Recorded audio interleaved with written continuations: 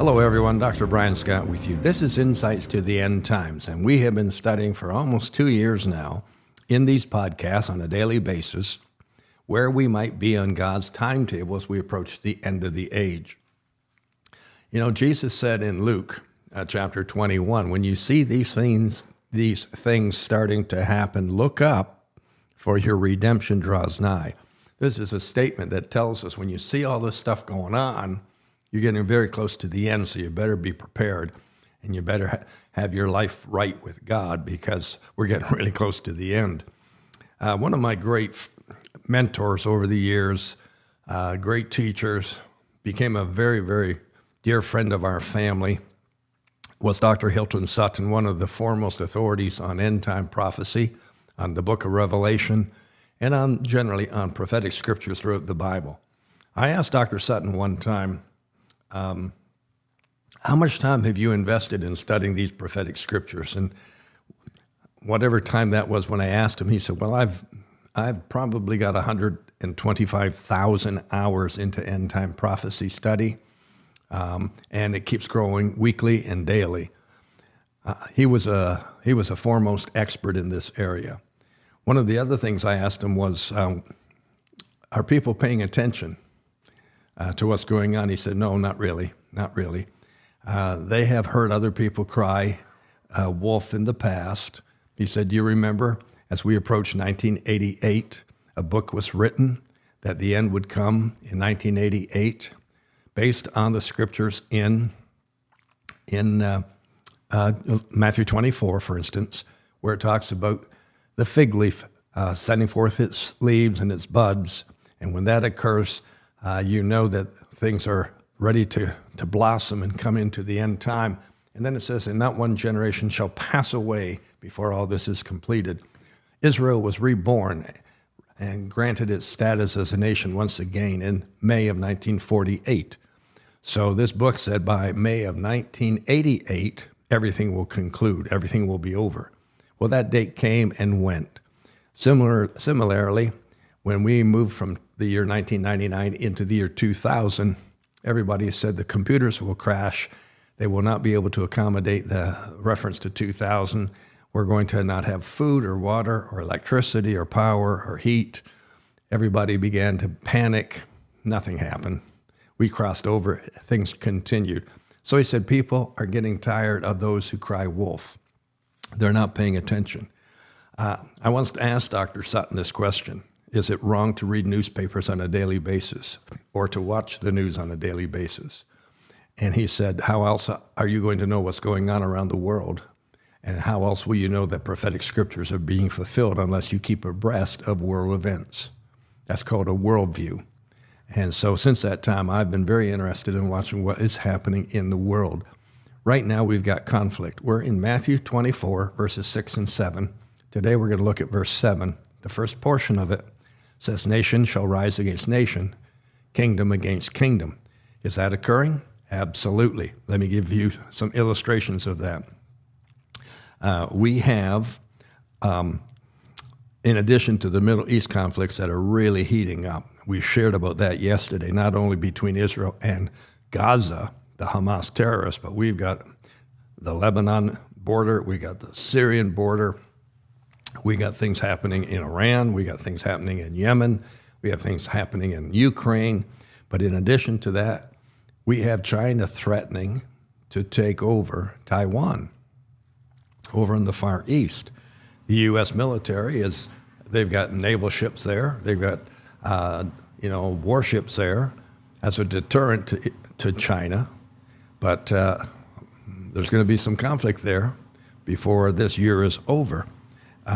North Korea's leader, he was featured in the newspaper just in the last few days, but he has been shouting warnings against South Korea and against the United States to get out of the territorial waters around North Korea, threatening them, saying he has the ballistic missiles and the nuclear warheads to be able to attack the United States from North Korea. We don't know about him too well. He might just do some really crazy things. Russia continues its invasion. It's in its 23rd month now, And the nations around the world are supporting the Ukraine, but really the bottom line is no one is really, they're supporting Ukraine, but they're not coming against Russia. They put sanctions on Russia. Has that hindered them? Doesn't seem to have. They just turned to China. And they have managed to overcome things in terms of weapons, in terms of oil, in terms of gas, for heating and all that. And the countries around the world are afraid to really get too aggressive against Russia because of their nuclear capabilities, and who knows what their president would do.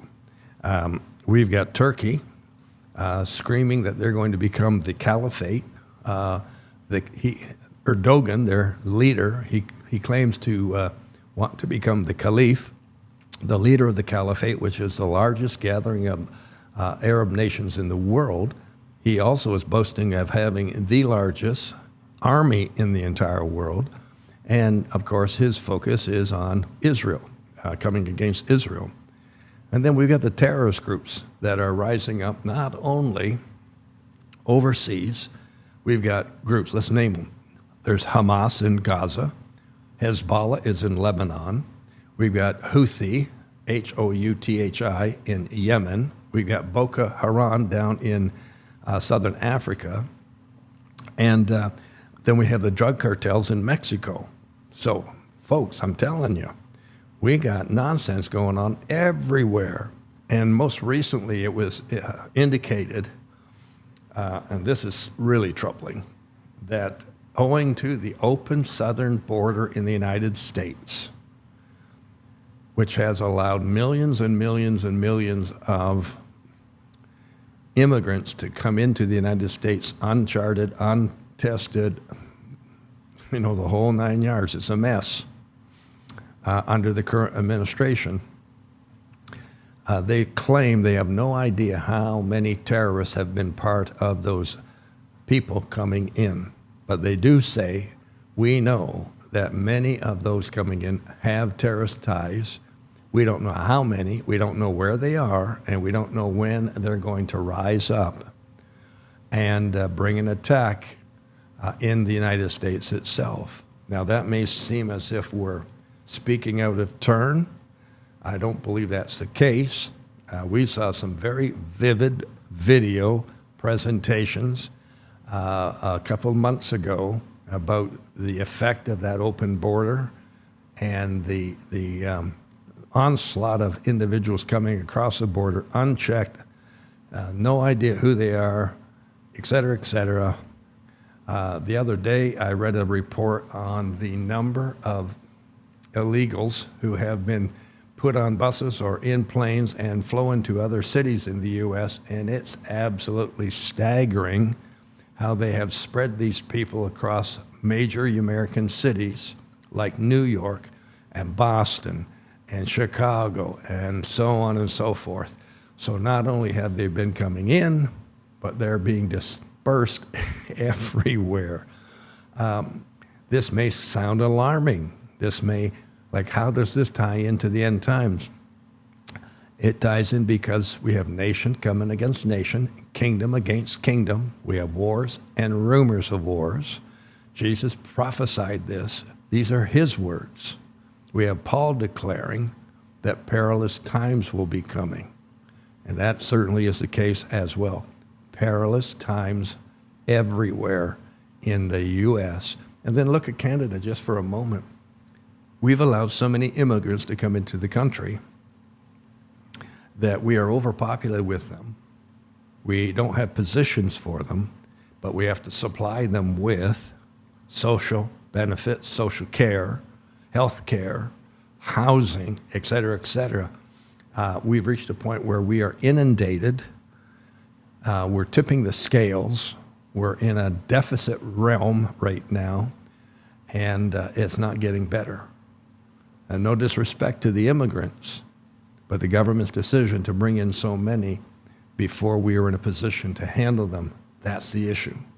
So we are in end times, and they're getting more involved every day. Tomorrow we're going to share some more in the realm of nation versus nation.